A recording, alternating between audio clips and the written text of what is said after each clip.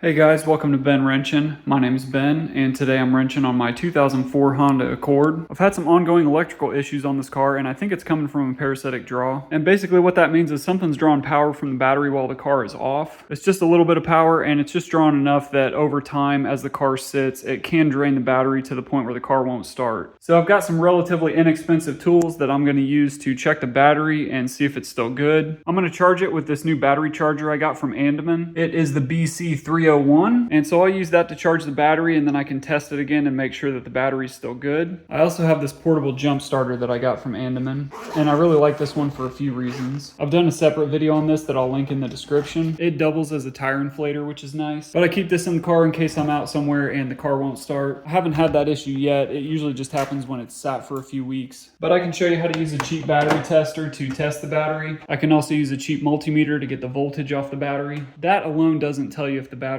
bad, but it's a good place to start. And I'm also going to replace my negative battery cable, and I'm going to show you why. So sometimes a parasitic draw will come from a bad ground. The negative battery cable is essentially the ground cable, and I noticed that mine was split open a little bit, and it looks pretty corroded under there too, so I would benefit from changing this out. It's a cheap part and it's easy to replace, so I'll link that in the description too. So I'm going to go ahead and do that first since I have the battery disconnected. You may notice I've got this extra piece of equipment on my battery. This is a remote battery disconnect. It attaches to the negative terminal on the battery, and then you attach the black cable for the battery to the other post on this disconnect. And what that allows you to do is remotely disconnect the battery with just the push of a button. So right now it's off, but if I turn it on, it'll click on. It'll show that it's working, and then if the voltage gets low enough, it'll actually cut power to the battery to save enough power for you to be able to start the car. So it really serves two functions. One is that you can cut the power to the battery so that it doesn't drain overnight or over the course of a few days. And it's also a safety net for if your battery gets low enough, it'll cut power to it and then save enough power for the car to be able to start. It does have a cable to connect to the positive side of the battery, but that's really it. And then you've got a remote function from inside the car to disconnect your battery. While I'm not presenting this as a solution for the parasitic draw, it is a temporary one that will get you by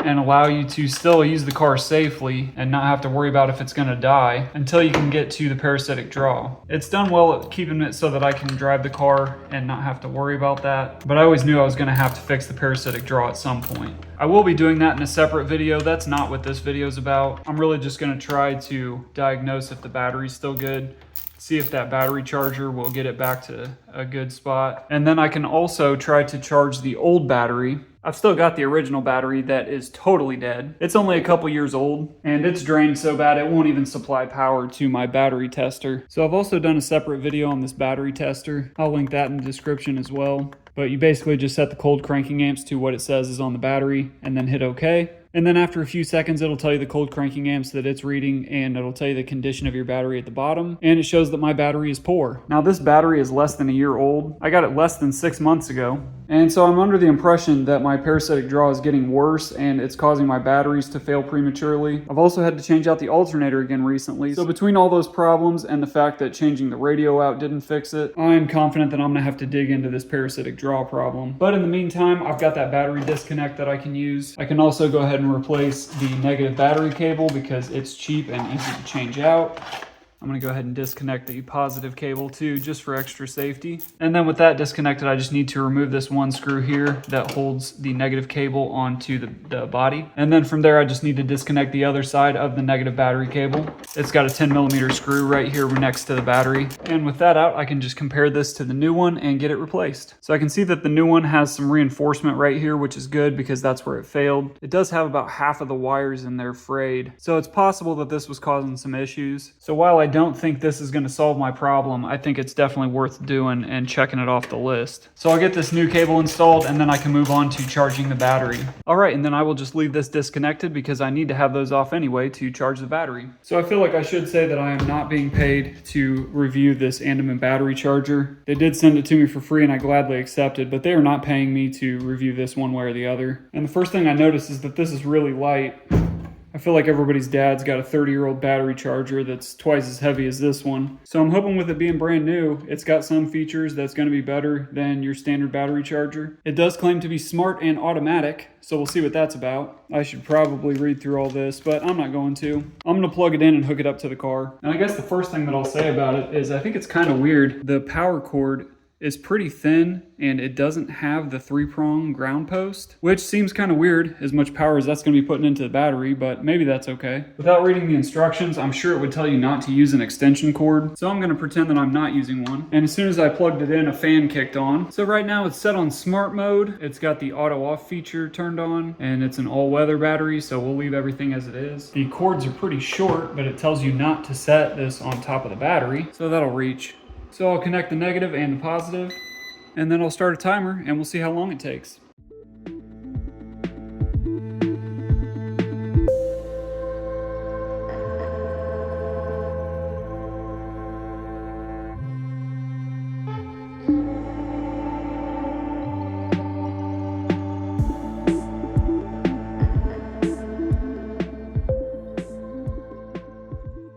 And I realized after about 45 minutes that I had it on slow, so I switched it to fast, and the current went up to 23 amps. Still timing though.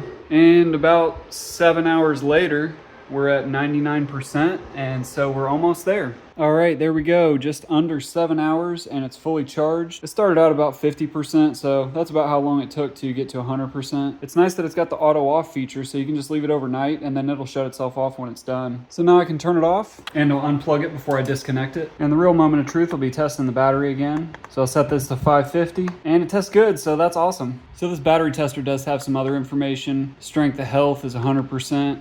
Strength to charge is 98%. Not really sure what that is, but it's 4.42 and the voltage is reading good. So all that's good news. The battery charger did successfully recharge my drained battery. Again, this is a very new battery. I think the real test is going to be trying to bring this dead battery back to life. This one doesn't have enough voltage to even turn on my battery tester, and measuring the voltage with my multimeter, it's only getting about 7 volts. So we'll see if it can bring this back to life. So same thing with this one. I'll hook the black lead to the negative and the red lead to the positive. I'll plug it in, turn it on fast. So for this one, I'm going to change it to the repair option. Repair mode is an advanced battery recovery mode for dead, old, and idle batteries. So I think the repair option is the right call for this one. I'm going to do fast charging. I'll start the timer and we'll see how long that takes.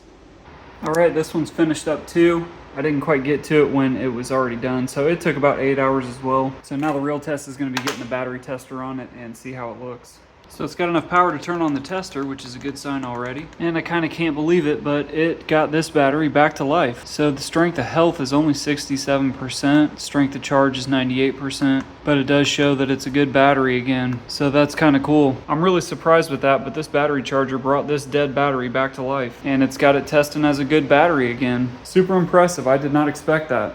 So I may have wasted some money getting a new battery when I put this one in. I had no idea a battery charger could bring a dead battery back to life. But when I tested it and it was testing under 10 volts, I thought for sure it was just gone. So I'll keep it on hand as a backup. And I'm just cleaning up this battery connection so I can get these put back on this battery. I'll get my remote disconnect switch hooked back up. Everything feels tight on this side. And I gotta use 4 different wrenches and sockets because everything's a different size on this thing now.